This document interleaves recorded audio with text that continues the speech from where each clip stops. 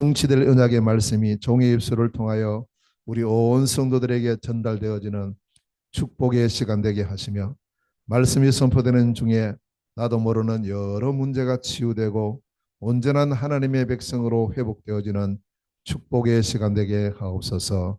특별히 하나님, 이번 한 주간 우리에게 주시는 하나님의 언약이 말씀을 통하여 나에게 담겨지게 하시고, 분명한 미션이 내 마음 중심에 깊이 새겨지는 복된 시간 되게 하옵시고, 이 언약 잡고 이 미션을 따라서 한 주간도 넉넉하게 승리하는 우리 온 성도들 되게 하옵소서. 예수 그리스도 이름으로 기도하옵나이다. 아멘. 가정 복음을 잘 누리고 또 가정 복음을 잘 전하고, 예수 그리스도 이후에 복음의 가장 이제 정인의 축복을 온전히 누렸던 참 전도와 참 선교의 축복 누렸던 분이 바로 바울입니다. 우리도 이제 이 바울을 모델로 삼고 우리 모두가 그 응답 축복 누릴 것이 기도 제목인데요. 오늘 본문에 보니까 바울은 로마에 가기 위해서 여러 번 애를 썼습니다. 여러 번요. 13절에 보니까 내가 너희에게 가려고 여러 번 했는데 문이 막혔다고, 못 갔다고. 왜 바울은 이 로마에 그렇게 여러 번이나 가려고 했을까요? 한두 번 해보고 안 되면 그냥 포기해버리면 될 텐데, 바울은 여러 번 가려고 했어요. 요즘 이제 관광철이라서 많은 사람들이 해외로 관광을 많이 갑니다. 그 당시에 세계에서 가장 강대했던 나라가 로마입니다. 그러니까 문화적으로 발달했던 곳이 로마입니다. 세계 사람들이 관광을 가면 어디로 가느냐? 그 로망이 로마로 가는 것이 꿈이었습니다. 바울이 만약에 그런 중심을 가지고 가서 이런 어떤 말을 했을까 돌아보니까 그건 아닌 것 같습니다. 바울이 로마에 가려고 했던 것은 무슨 관광을 가기 위해서 돈 벌러 가기 위해서 그런 게 아니었어요. 바울이 로마로 가려고 했던 것은 딱 하나였습니다. 그래서 바울이 못 갔어요. 문이 안 열리는 거예요. 여러 번 가려고 했는데 안 열렸단 말이에요. 그래서 바울은 어쩔 수 없이 이 로마에 있는 사람들에게 편지를 썼어요. 편지. 그 당시는 유일하게 내 중심을 전달할 수 있는 그것이 편지였으니까요. 이렇게 편지를 썼는데 그것도 바울의 눈이 아마 안 좋았던가요? 봐요. 그래서 그 사도행전 16장 22절에 보니까 바울이 불러주고 이걸 대신 쓰는 사람이 있었어요. 그 사람 이름이 드디오라고 나옵니다. 그리고 드디오도 마지막에 자기도 인사를 해요. 내가 이 편지를 대사하는 나 드디오도 너희들에게 문안한다. 이렇게 했어요. 자, 직접 쓸 수도 없고요. 그런데 이걸 그렇게라도 지금 이 대서를 해서 편지를 쓰는 목적이 무엇인가? 무엇 때문에 그렇게 하려고 했던가? 그리고 대상을 살펴보니까 어, 불신자를 대상으로 하는 편지가 아니에요. 바울이 지금 어디에다가 편지를 쓰느냐면 로마에 있는 교회입니다. 이미 교회가 세워졌어요. 바울이 안 갔는데도 교회가 세워졌어요.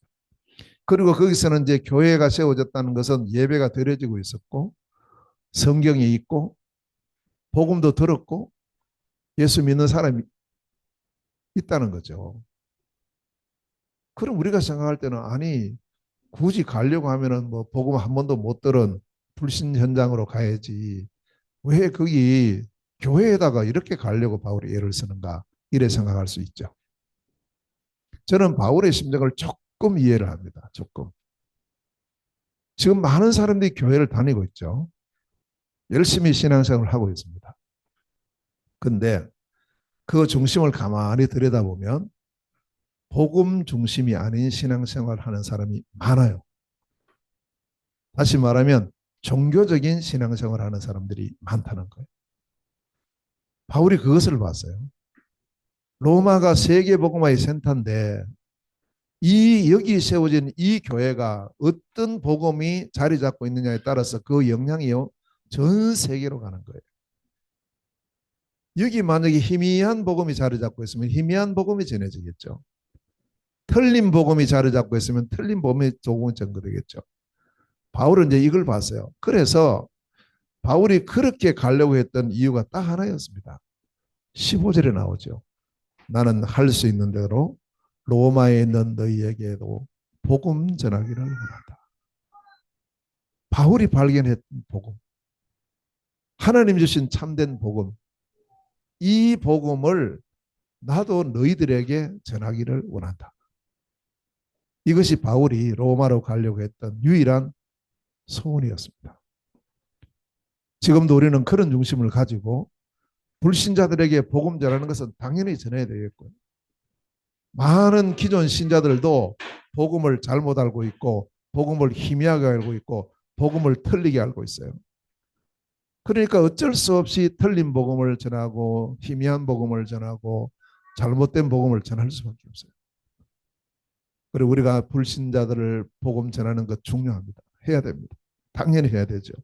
그런데 이미 하나님께서 그래도 복음을 가지고 신앙생활을 하고 있는 사람들이 복음 잘못 알고 있으니까 이게 어떻게 되겠습니까? 그래서 우리 자신을 돌아보고요. 뭐 남 볼 필요 없어요. 우리 자신을 돌아보고 오늘 우리가 제가 이 본문의 메시지 제목을 절대 복음, 절대 망대라 이렇게 잡았어요. 제 자신부터 또 우리 모두가 먼저 나의 복음은 절대 복음이 맞는가? 내가 가지고 내가 누리고 내가 전하고 있는 이 복음이 정말 하나님께서 우리에게 주신 그 복음이 맞는가?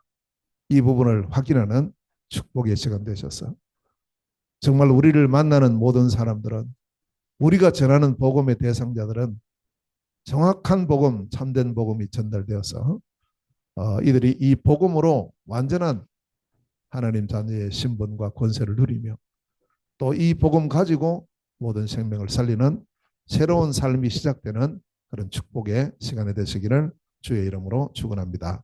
자, 그러면 성경은 우리에게 뭘 말하느냐? 복음을 말하는 겁니다. 성경이 우리에게 주시기를 원하시는 그 가장 중요한 중심은 복음이에요. 그래서 여기 절대 복음을 알아야 되는데 이 절대 복음이라 할 때 이것은요. 하나님께서 우리에게 주신 복음 이걸 말합니다. 하나님께서 우리에게 주시는 그 복음을 우리가 바르게 알아야 됩니다. 성경은 그걸 말씀하고 있거든요. 그래서 우리 자신들이 진짜 내가 이 복음을 알고 있는가? 제가 이번 주간에 뭐 지난 주간에 해외 사명자들 합숙훈련도 제가 가서 섬기고 또 여러 가지 이렇게 많이 만나잖아요. 보면서 늘 좀 안타깝게 여겨지는 부분이 복음을 잘 모르고 있구나. 저렇게 신앙생활 열심히 하는데 복음을 좀 틀리게 알고 있는데 전에는 저도 몰랐어요. 뭐 제가 원래 그랬으니까 그랬는데 어느 날부터 제가 복음에 대한 부분을 조금 더 기도하고 하나님 은혜 주셔서 알고 나니까 아 그렇구나. 진짜 마태복음 16장 13절 14절에 신앙 가진 사람들이 참 많구나. 예수 믿어요. 당신 예수 믿어요? 믿지? 당신 믿는 예수님 누군데요? 세례 요한입니다. 당신은요? 엘리야입니다. 당신은요?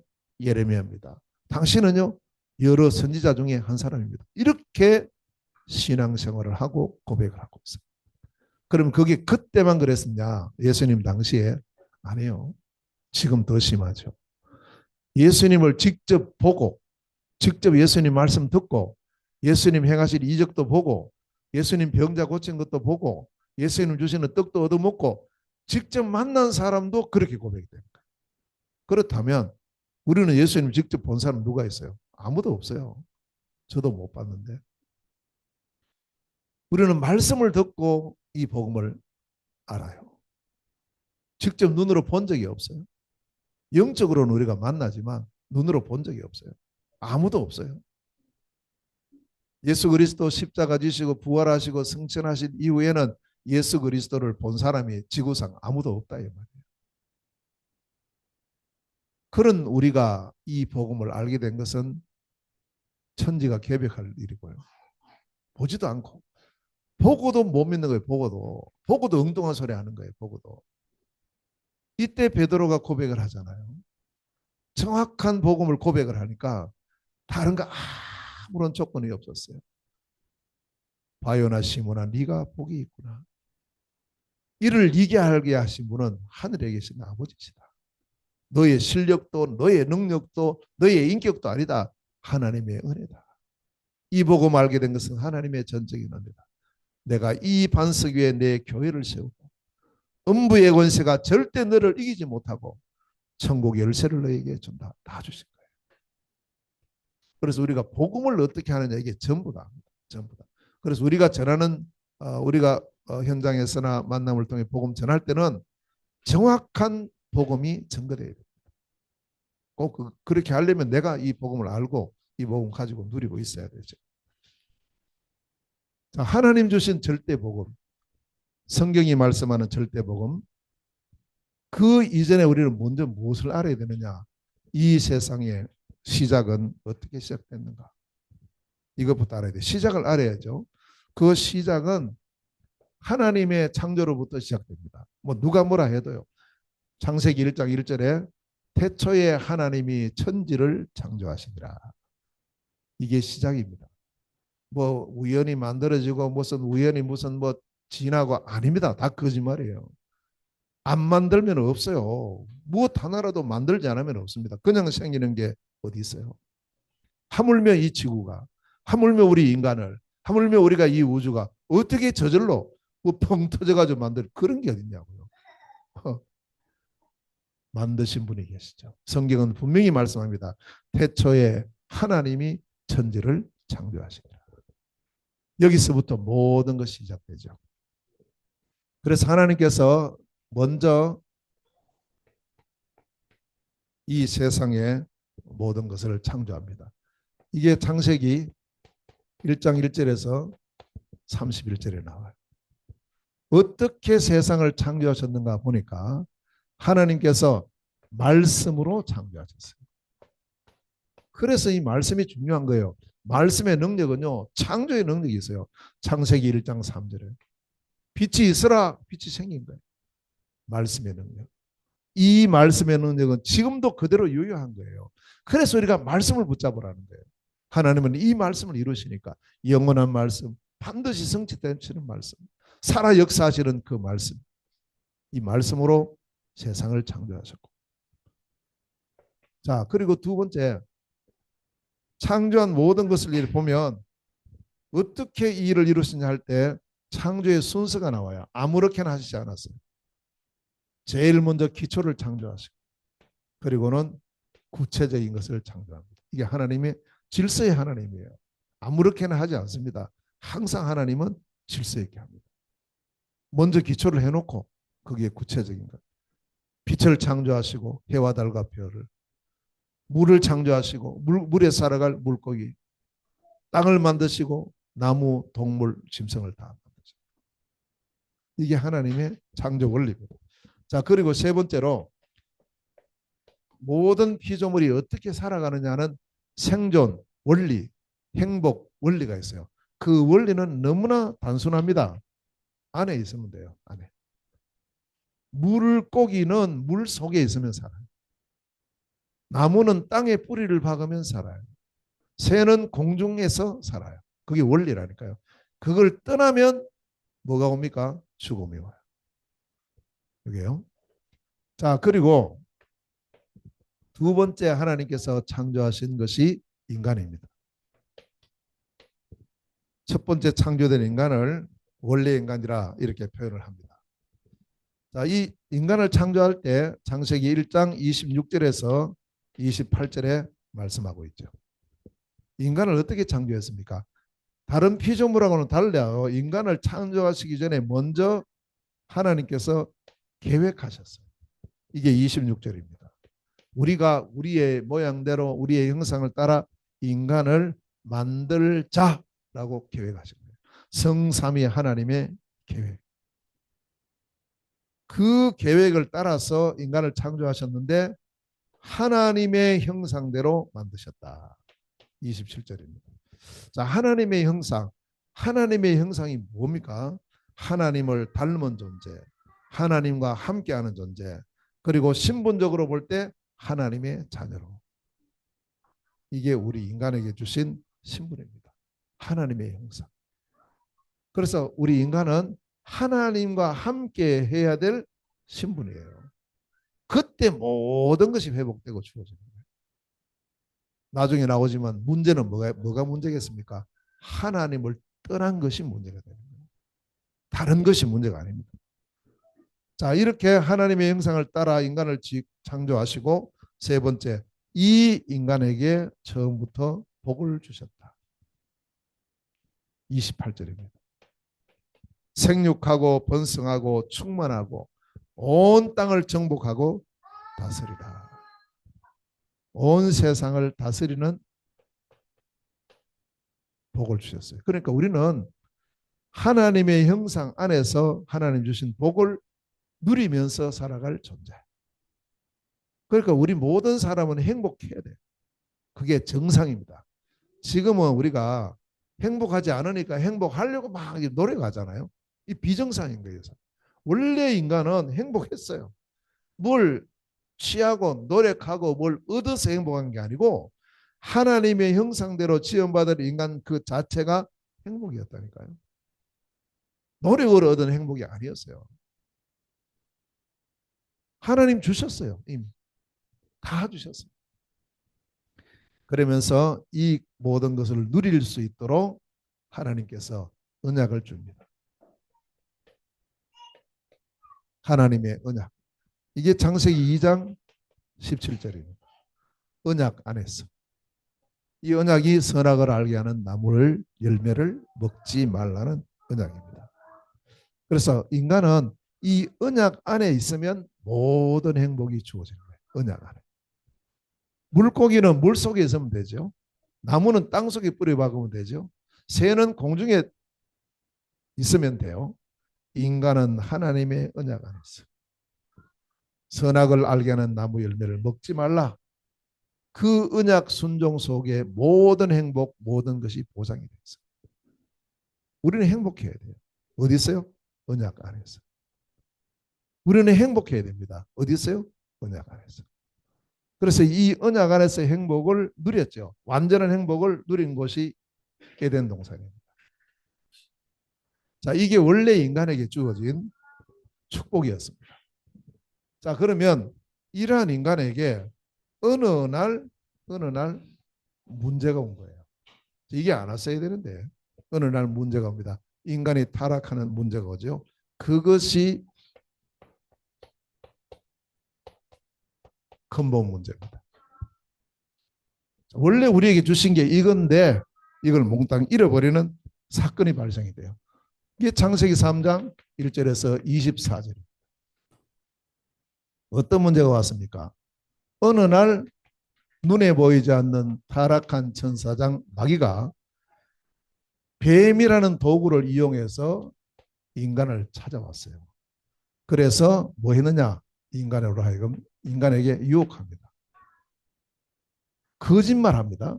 거짓말하는데 무엇에 대해서 지금 유혹하느냐? 하나님의 언약을 건드리는 거예요. 언약을. 우리가 계속 언약을 잡아라, 언약 잡아라 하는 것은 마귀는 그걸 자꾸 노린다니까요. 그 언약을 유혹합니다. 자, 1절에서 5절에 보니까 물어요. 하나님이 진짜 이 선악과 먹지 말라 했냐? 하와가 대답합니다. 아니, 먹으면 죽는데, 먹으면 죽을 수도 있고 안 죽을 수도 있지만 하여튼 하나님 먹지 말라 해서 그렇게 대답하죠. 그래서 그 유혹 속에 틈을 줘버린 인간이에요. 정령 죽으리라. 죽을 수도 있다. 말은 안 죽을 수도 있다는 말이죠. 그러니까 그걸 딱 틈을 가지고 절대 결코 죽지 않는다. 그리고는 한 발짝 더 나갑니다. 너 이거 먹으면 눈이 밝아져서 하나님처럼 된다라는 거짓말. 지금도 똑같다니까요. 똑같죠. 마귀는 예나 지금이나 똑같아요. 같은 걸로 속이죠. 너 이거 하면 하나님처럼 돼. 이게 지금 이 세상의 모습이죠. 네 안에 하나님을 찾아라. 네가 하나님이다. 이게 지금 세상 문화 아니에요. 하나님처럼 되리라는 이 유혹을 받고 인간이 이 선악과를 먹는 죄를 짓습니다. 이 죄를 원죄라고 하죠. 처음으로 지은 죄입니다. 이 원죄는 과일 먹은 죄가 아닙니다. 하나님의 언약을 불순종하는 죄를 지은 거예요. 뭐 도둑질했다, 뭐 싸움했다 이게 아니고 하나님의 언약을 불순종하는 죄예요. 그 죄의 결과로 인간은 하나님을 떠납니다. 창세기 3장 23절 24절에 에덴 동산에서 쫓겨나요. 물고기가 물 떠나면 어떻게 돼요? 죽죠. 나무가 땅에서 뿌리 뽑히면 어떻게 해요? 죽어요. 이거는 우리 예빈이도 알고 은빈이도 알고 다 알아요. 그런데 인간이 하나님을 떠남으로써 모든 문제가 이 땅에 오게 돼요. 우리가 이 원인, 이 근본 문제를 정확하게 알아야 정확하게 우리가 도울 수가 있습니다. 이 결과로 인간에게 온 문제. 자, 이것 때문에 어떤 결과가 왔습니까? 한마디로 표현하면 마태복음 11장 28절의 결과가 옵니다. 뭘 해도 수고하고 무거운 짐을 지게 돼요. 하나님 떠나니까요.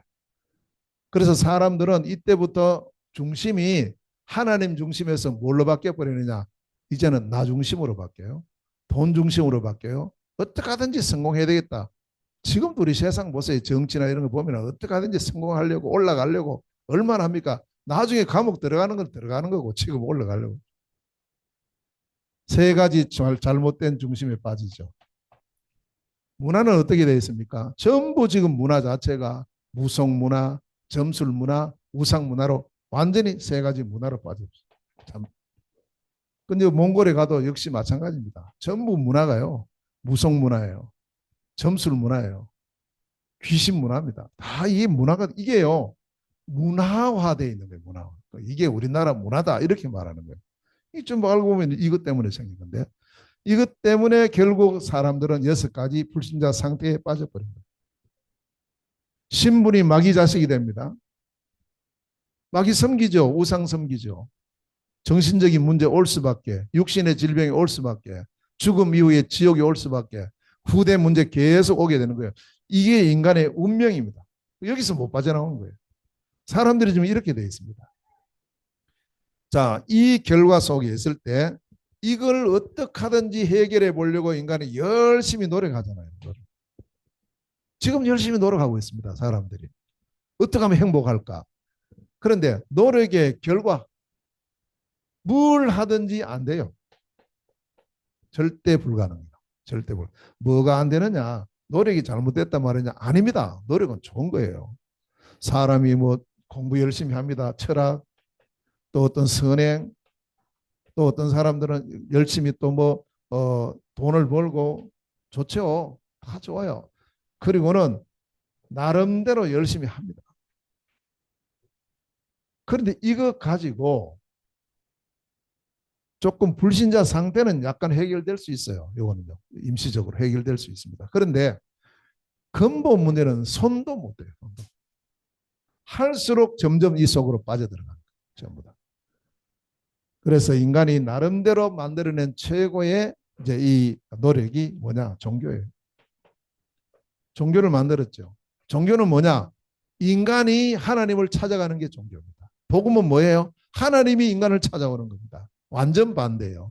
그런데 세상적으로는 종교라는 범주 속에 기독교도 들어가 있고 불교도 들어가 있고 뭐 마호메교도 들어가 있고 다 들어가 있잖아요. 아니에요.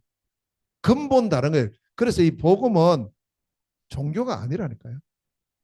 종교는 인간의 힘으로 하나님을 찾아가는 겁니다. 그래서 마태복음 12장 43절에서 45절에 보니까 열심히 노력하잖아요. 열심히. 근데 나중에 보니까 뭐 비우고 소재하고 수리하고 네 마음 고쳐라 닦아라 뭐 계속 합니다. 그게 좋죠. 그렇게 해서 처음에는 귀신이 나가는 것 같았어요. 도망 나갔어요. 근데 가만히 돌다 보니까 있을 곳이 없어. 내 나온 집은 어떻게 돼 있지? 한번 가볼까? 와보니까 주인이 없어요. 너무 살기 좋게 돼 있는 거예요. 오히려 그래서 7마리 귀신 더 데리고 들어가 버리는 거야. 한 마리 있다가요. 플러스 7, 8배. 8배의 고통이 더 심하게 된 것이 종교 생활의 마지막. 이것이 인간이 가지고 온 문제입니다. 자, 그러면 인간의 힘으로는 해결이 불가능한 문제가 인간들에게 와버렸으니까 이제는 소망이 없어요. 아무런 소망이 없죠. 이 문제를 이래 노력해도 안 돼요. 이것을 해결할 수 있는 분은 오직 한 분밖에 없어요. 인간을 창조하신 하나님, 창조하신 창조주이신 하나님께서만 이 문제를 해결할 수 있습니다. 그래서 우리에게 유일한 해답을 주셨어요. 이게 하나님의 사랑입니다. 최고의 사랑은 우리에게 이 문제에 대한 답을 주신 거예요. 그게 뭡니까? 그게 복음입니다. 그래서 오늘 16절 말씀에 바울은 내가 복음을 부끄러워하지 않는다. 15절 말씀에는 바울은 내가 로마에 있는 너에게도 복음 전하기를 원한다. 이 복음, 이 복음.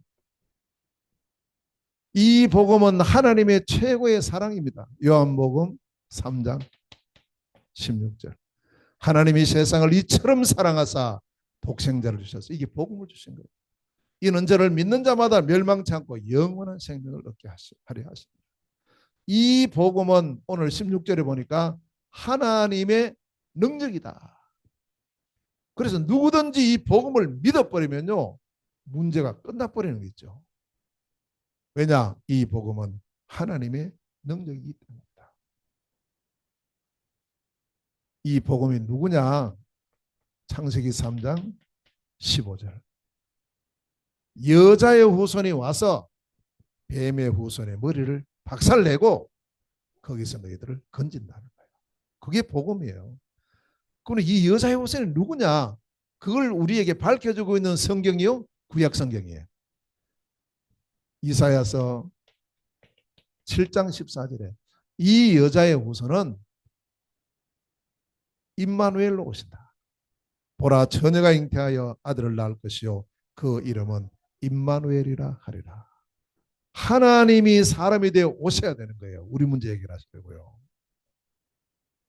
이분이 이사야서 53장 6절에 이 여자의 후손이 오셔서 우리의 모든 죄를 대신 지시고 고난당하시고 죽으시는 것은 우리의 죄 때문이라는 사실을 말씀하고 있어요. 우리가 죽어야 되는데, 내가 죽어야 되는데 여자의 후손이 오셔서 대신 죽으시는 거예요. 그게 하나님의 최고의 사랑이죠.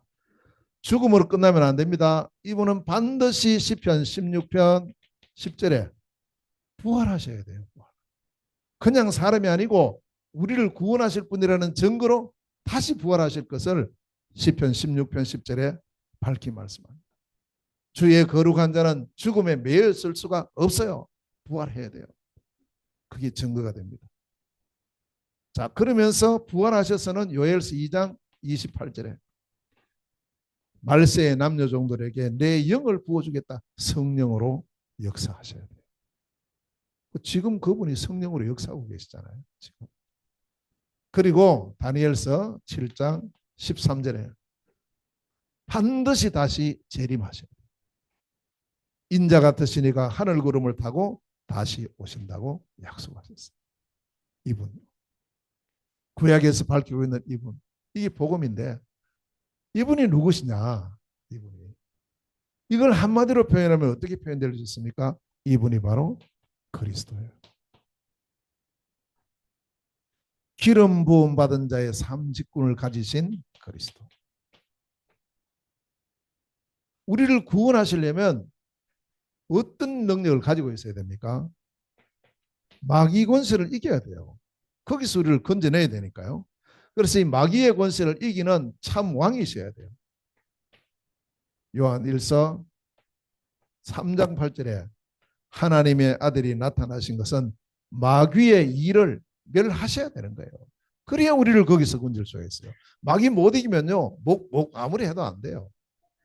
그 세상적인 일이 왜 안 되느냐. 노력하는 게 좋은데 이게 왜 안 돼. 이거 갖고 마귀를 못 이긴 거예요. 오히려 마귀 섬기는 것이 되고 마귀 따라가는 것이 되는데 마귀의 권세를 완전히 깨뜨릴 참 왕이 오셔야 되는 거예요.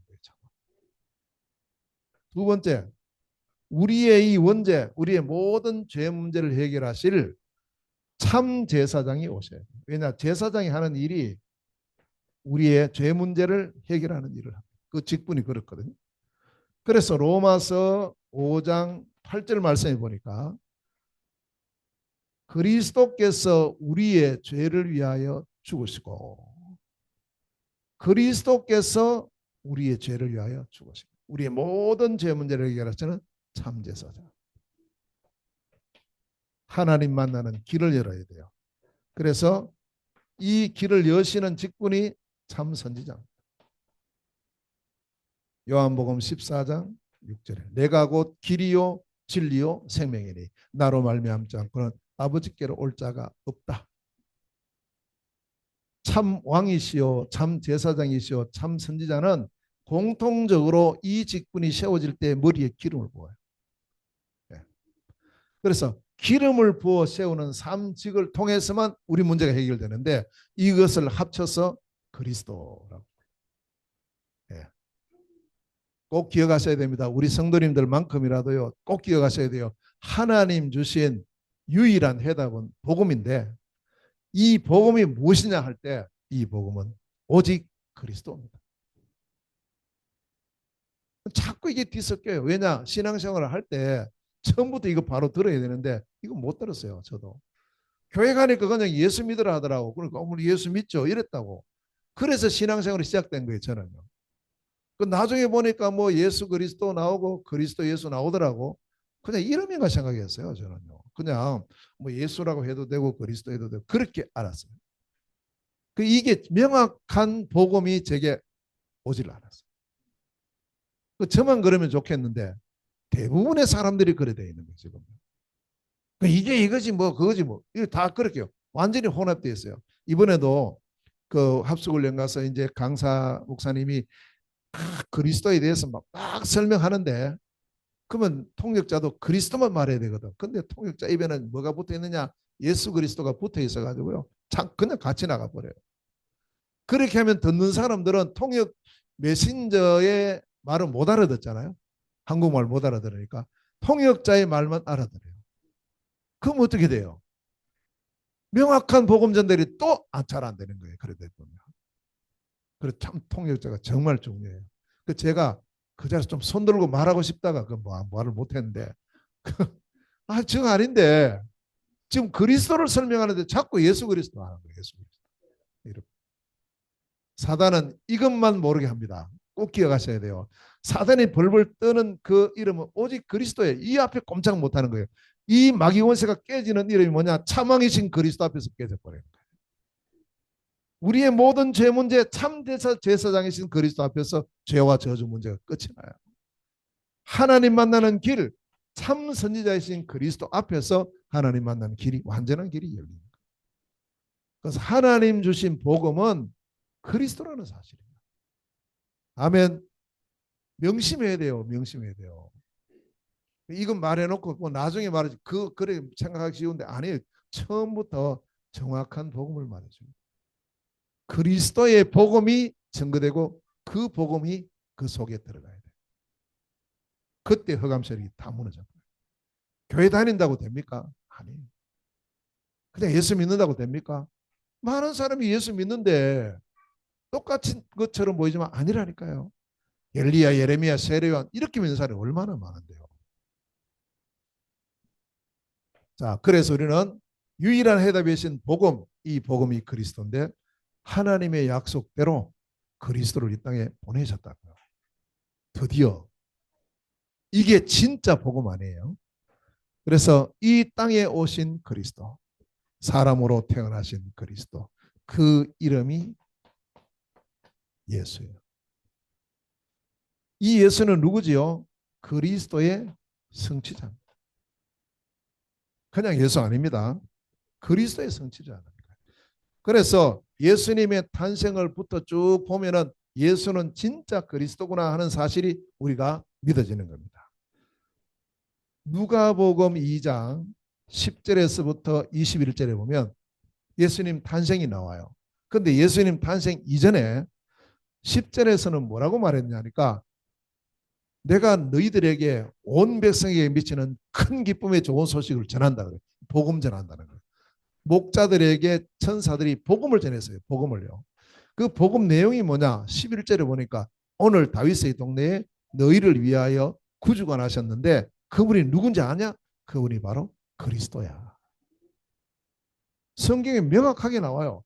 21절에 이제 그리스도가 태어났고 태어나서 8일 후에 할례를 받으시고 그리고 태어나기 전에 미리 이름을 주셨거든요.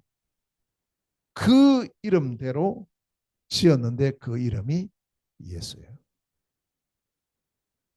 복음을 주셨어요. 그리스도가 태어났어요. 그 이름 예수예요. 그래서 예수님이 그리스도라는 사실을 신약 성경에 쭉 밝히고 있어요. 탄생할 때부터 여자의 후손으로요. 처녀가 잉태하여 아들을 낳았어요. 그 이름이 임마누엘이에요. 그분이 예수예요. 자, 그리고 요한복음 19장 30절. 그리스도 예수께서 십자가에 죽으셨어요. 죽으심이 실패입니까? 아니죠. 그리스도 사역을 완성했어요. 다 이루었다. 그리스도이신 예수께서 죽으심으로 우리의 죄 문제, 저주 문제는 끝이 난 줄로 믿습니다. 다 끝났습니다. 그리스도는 반드시 부활해야 되죠. 마태복음 28장 1절에서 15절에 약속대로 3일 만에 부활하셨어요. 그래서 예수님의 부활은 그냥 대단히 능력이 대단하다 이걸 말하는 게 아니고 예수님의 부활은 예수님만 그리스도이심을 온 천하에 선포한 사건이에요. 제가 이 사실을 못 믿었잖아요. 왜 못 믿었냐? 그리스도를 몰랐거든. 그냥 예수님을 훌륭한 사람, 뭐 예레미야, 엘리야, 세례요한 이런 식으로 제가 알고 있었기 때문에 아무리 훌륭해도 죽으면 끝났지 어떻게 다시 사냐고 저는 그렇게 생각했어요. 복음 모르니까 그렇게 생각할 수밖에 없었어요. 오히려 그게 맞지 않을까요? 복음도 잘 모르는데 무조건 믿습니다. 그게 아니죠. 어떤 면에서는. 부활하실 수밖에 없어요. 왜냐? 그리스도니까요. 그리고 요한복음 14장 16절에서 17절에 내가 가고 나면 보혜사 성령이 와서 너희 속에 너희와 함께 영원히 계시겠습니다. 하는 그 말씀대로 지금 보혜사 성령께서 이 자리에 함께 하시고 우리 속에 영원히 내주하시고 우리와 동행하시는 줄로 믿습니다. 그러니 구원받은 건 보장되는 거예요. 영원히 보장. 사도행전 1장 11절에 약속하셨습니다. 너희들이 본대로 다시 오신다. 재림을 약속하셨어요. 심판주로 다시 오셔요. 이 세계 복음화 이후에 다시 오실 것을 약속하셨어요. 그러니까 아직 이건 안 이루어졌는데 1, 2, 3, 4번 다 이루어졌으니까요. 이것도 당연히 이루어질 걸 우리는 믿음으로 아는 겁니다. 유일한 해답 꼭 마음에 담으시고 우리가 이 복음 전해야 됩니다. 이 복음. 하나님 우리에게 복음 주셨어요. 그래서 오늘 본문에 뭐라 그랬습니까? 복음을 믿어야 복음을. 그 복음이 그리스도입니다. 그리스도가 오셨습니다. 그 이름이 예수예요. 이 그리스도가 전제되어 있기 때문에 때로는 그냥 예수님 믿어라 이렇게 말하는 거예요. 그 속에는 이미 그리스도가 전제되어 있어요. 포함되어 있다니까요. 그리스도 빠져버리면 아무리 예수 믿어도 안 됩니다. 그리스도 아닌 예수 믿어서 구원받을 수 있어요? 못 받아요. 절대 못 받아요. 하나님 주신 복음은 그리스도. 그 그리스도로 오신 분 성취자 예수. 이 복음 누리고 이 복음을 증거하는 축복 우리 온 성도들 누리시기를 주의 이름으로 축원합니다. 자, 그러면 나는 어떻게 하나님의 참된 축복을 회복할 수 있을까? 내가 회복할 수 있는 길은 무엇일까? 완전한 축복 회복의 길입니다. 이건 뭐냐? 간단해요. 이제는요. 그리스도 예수께서 다 이루어버리기 때문에 이제 우리가 할 일은 간단해져 버린 거예요. 뭐냐? 믿으면 돼요. 오늘 16절에요. 나는 복음을 부끄러워하지 않는다. 누구든지 이 복음을 믿는 자는 구원을 받게 된다. 그냥 믿는 게 아닙니다. 믿습니다가 아닙니다. 복음을 믿어야 됩니다. 복음을 믿을 때 구원을 받게 되죠. 16절 말씀에. 그러려면 이 복음을 들어야 됩니다. 복음 안 듣고 구원받을 사람은 없습니다. 복음을 들을 때 예비된 자 그날 영생을 주시기로 작정된 자의 마음의 문이 열리죠. 영접하는 자. 내가 문 밖에 서서 두드리는 누구든지 내 음성을 듣고 문을 열면 내가 너에게로 간다는 거죠. 복음을 듣고 마음의 문이 열릴 때 이때 우리가 하는 것이 뭐냐? 영접하는 것. 영접하는 자, 곧 그 이름을 믿는 자들에게는 하나님의 자녀가 되는 권세를 주셨다. 다른 조건이 있습니까? 없습니다. 오직 믿음으로 구원받습니다. 단 0.0001%의 행위도 포함되지 않습니다. 100%의 믿음입니다. 우리 노력으로 문제 해결할 수 있습니까? 절대 불가능합니다. 하나님이 주신 오직 복음으로만 우리 문제 해결되는데 이 복음이 그리스도. 그리스도가 오셨어요. 그분의 이름이 예수. 십자가에서 우리의 모든 문제를 깨끗하게 끝냈어요. 우리가 할 일은 딱 하나입니다. 믿음. 오직 의인은 뭘로 삽니까? 믿음으로 말미암아 삽니다.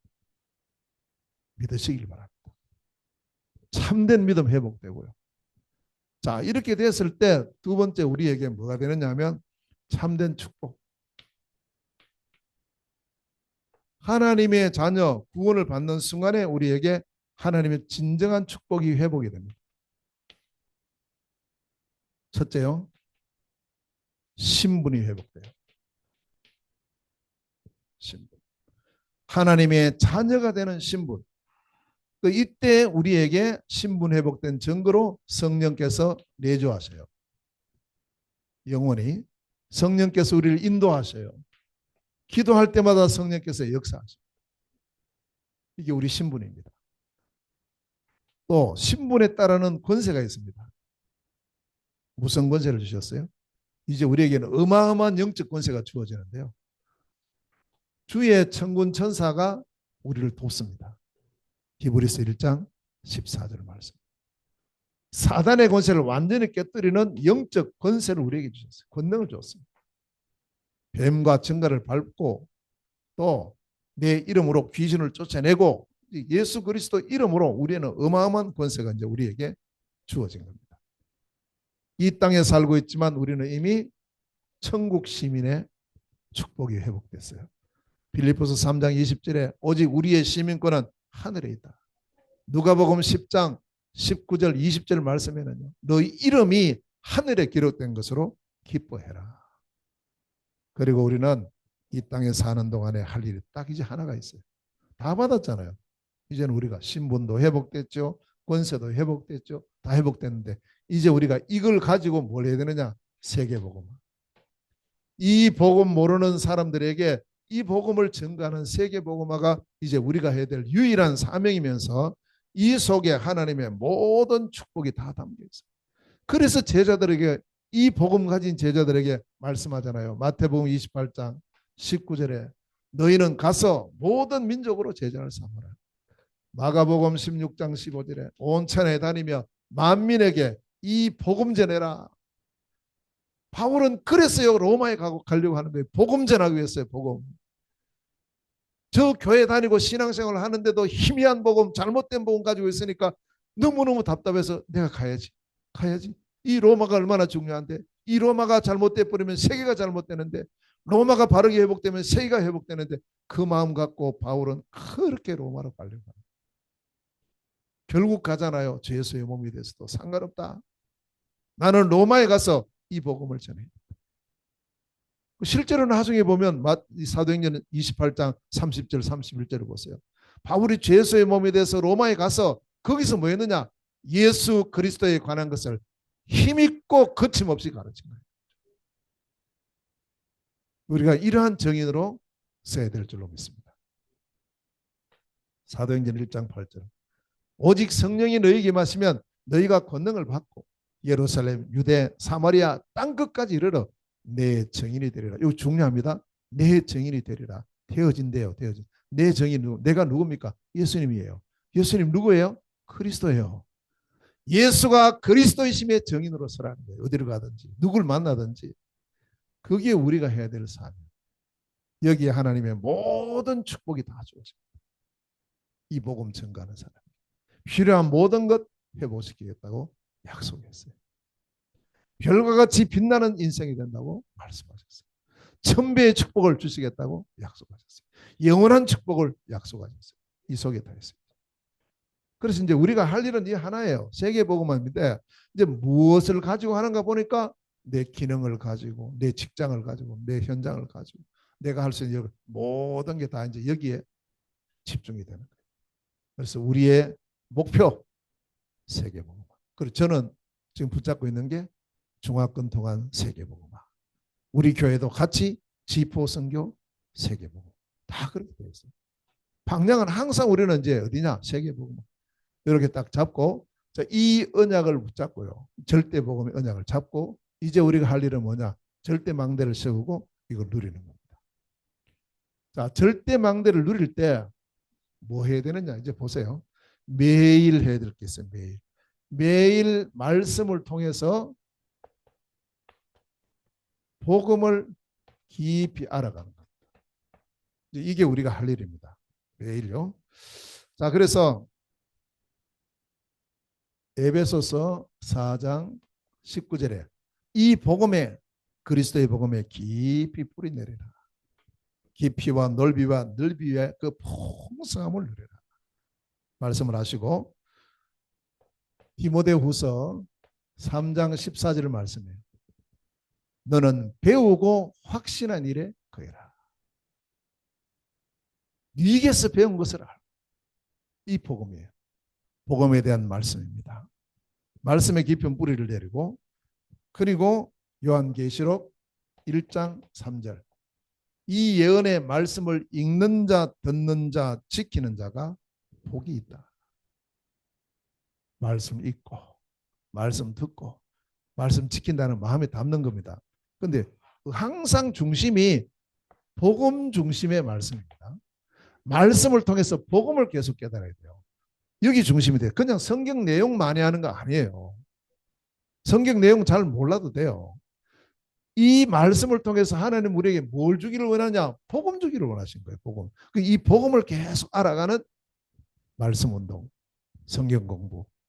그래서 시편 1편 2절에 보면 주야로 이 말씀을 묵상해라. 이 말씀이 내 발의 등이요 내 길의 빛이다. 시편 119편 105절. 요한복음 20장 31절에 보면 성경을 왜 기록했느냐? 성경 기록의 목적이 예수가 그리스도이심을 알고 믿어 생명 얻는 것이 성경 기록의 목적이다. 우리 성경 공부하는 목적도 여기 있어요. 복음을 계속 하는 거예요. 깊이 넓이 넓이는 어마어마합니다. 우리가 지금 아는 거 이건 아직 그저 뭐 해변가에 모래 하나 정도도 안 돼요. 그 어마어마한 그 축복이 지금 우리 안에 와 있다는 거예요. 그 그리스도이신 예수가 지금 나와 함께하고 있어요. 성령으로. 말씀을 통해서 매일 말씀 통해서 복음을 깊이 알아가고 두 번째 세워야 될 망대 매시 기도의 비밀을 누려라. 근데 이 기도도 그냥 기도하는 거 아닙니다. 복음 누리는 기도예요. 복음 누리는 기도. 그래서 에베소서 6장 18절에 항상 기도해라. 항상. 무시로 성령 안에서 기도해라. 문제 생겼죠. 빌립보서 4장 6절 7절. 이게 바로 기도 제목이다. 문제는 기도 제목이에요. 어떤 문제라도 하나님은 해결할 수 있어요. 그래서 우리는 예수 그리스도 이름으로 기도하는 겁니다.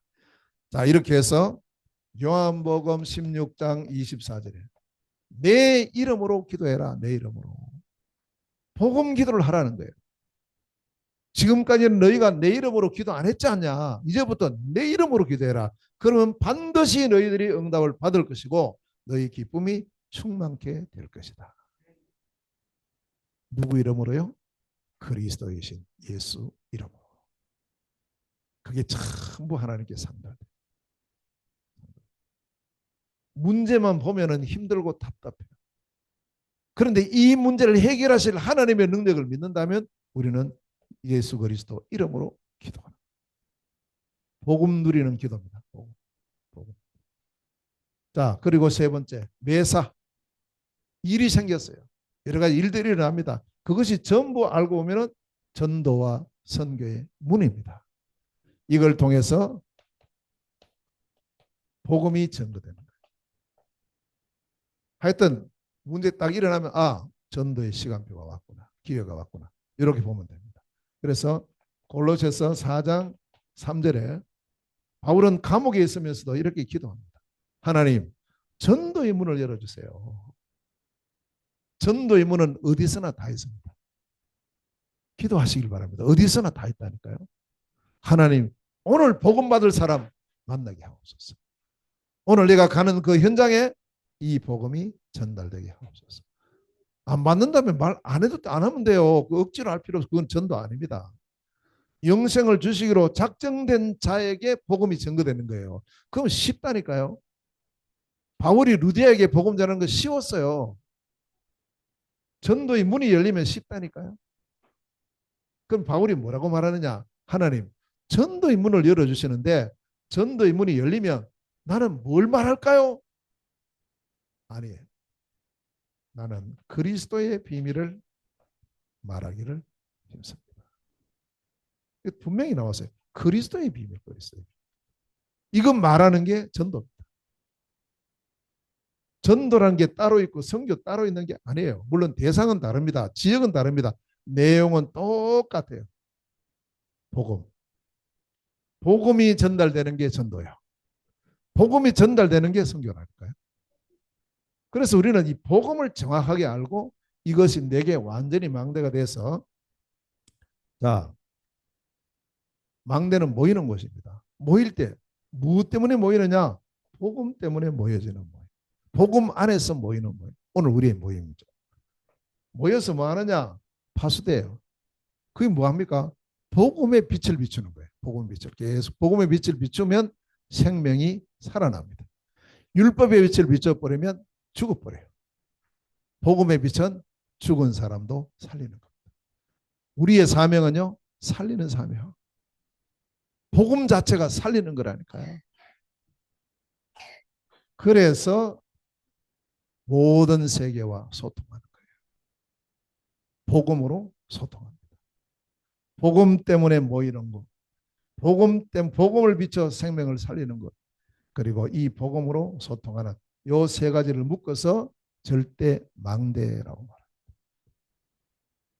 그래서 절대 복음, 절대 망대.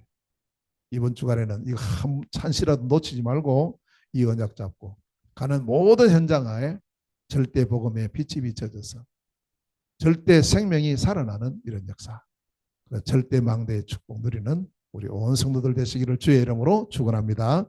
하나님 은혜를 감사드립니다. 우리에게 절대 복음 주심을 감사합니다. 절대 망대의 축복 누릴 수 있도록 이 시간에 성령으로 역사하여 주옵소서. 매일 말씀으로 복음을 깊이 알아가게 하시고 매시 이 복음 누리는 기도의 비밀이 회복되게 하여 주옵시고 매사 전도와 선교의 축복 누리는 복음 증거의 문들이 활짝 열려지게 하여 주시옵소서. 예수 그리스도 이름으로 기도하옵나이다. 아멘.